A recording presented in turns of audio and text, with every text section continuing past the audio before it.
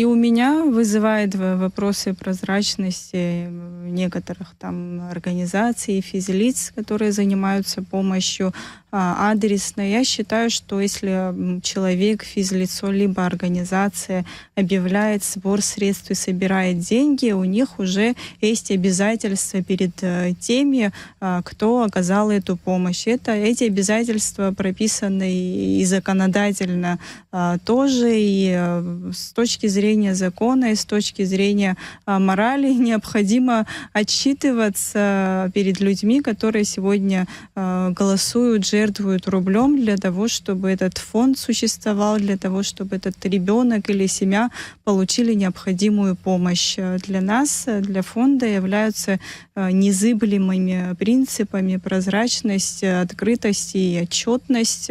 С первого дня мы выстроили прозрачную систему, что с пожертвований, которые поступают на лечение детей, мы не берем ни рубля на организацию своей деятельности, на организацию хозяйственной деятельности. Мы привлекаем партнеров.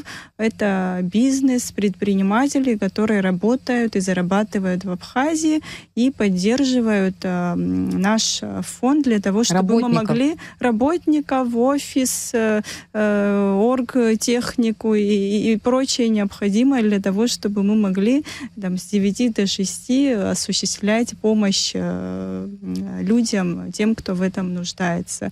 Но ответственность фондов и лиц, она большая, но если из года в год нет отчетности, я считаю, что со стороны правоохранительных органов тоже должна быть проведена ревизия, работа. Налоговые органы проверяют в основном вот организации, зарегистрированные официально. Но есть и физлица, которые, грубо говоря, на этом наживаются, и никакую проверку они не проходят, и видя безнаказанность, они продолжают свою деятельность. Это мошенничество чистой воды.